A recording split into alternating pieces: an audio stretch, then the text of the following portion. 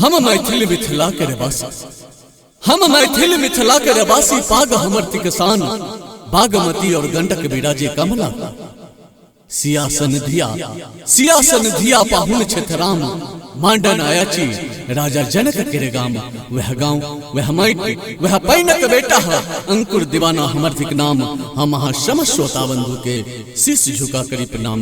सुंदर सन दुर्गा पूजा के अवसर पर मिथिलांचलक सुप्रसिद्ध गायक भाई भोला झा जी के आवाज में सुनू एगो मैया के सुंदर सन भजन। आओ अपने सब सुनल जाए भोला झा जी के आवाज में मैया के एगो सुंदर सन भजन। प्रेम से कहियो दुर्गा महारानी की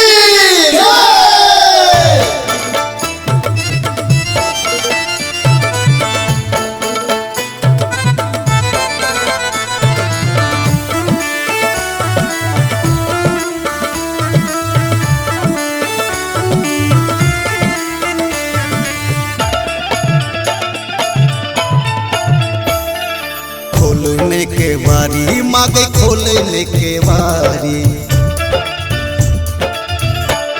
हे माँ खोलने के बारी मांगे खोलने के बारी। बेटा आयल छो मैया, बेटा आयल छो मैया तोरे दुआरी। खोलने के बारी मांगे खोलने के बारी, खोलने के बारी मांगे खोलने के बारी, खोलने के बारी मांगे खोलने के बारी।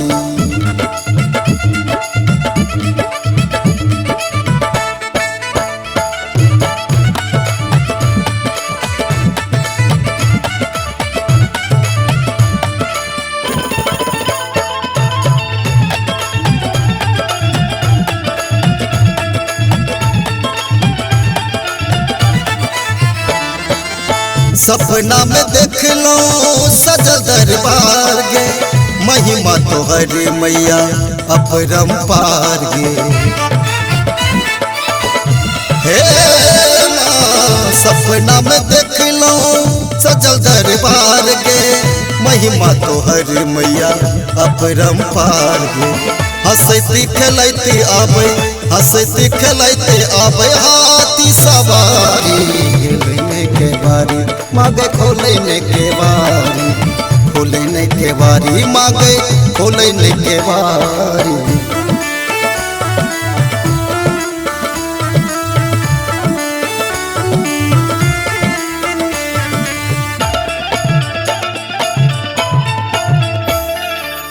लाले लाले चुनरी माँ तोरे चढ़ेबो, तोरे बेटा छी मैया तोरे गुण गेबो। हे माँ लाले लाले चुनरी माँ तोरे चढ़ेबो, तोरे बेटा छी मैया तोरे गुण गेबो। करब स्वागत लगे, करब स्वागत लगे पान सुपारी। खोलने के बारी मांगे खोलने के बारी, खोलने के बारी मांगे खोलने के बारी।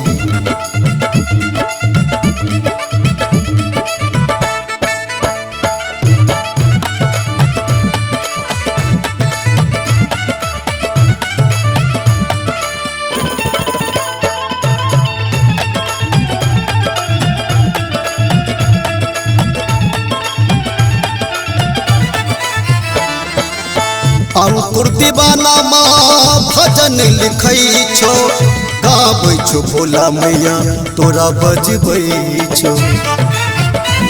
हे माँ अंकुर दीवाना माँ भजन लिखै छो, गाबै छो भोला माँ तोरा बजबै छो। एना नहीं सताबै मांगे, एना नहीं सताबै मांगे सुनहि लाचारी। खोलने के बारी मांगे खोलने के बारी, खोलने के बारी मांगे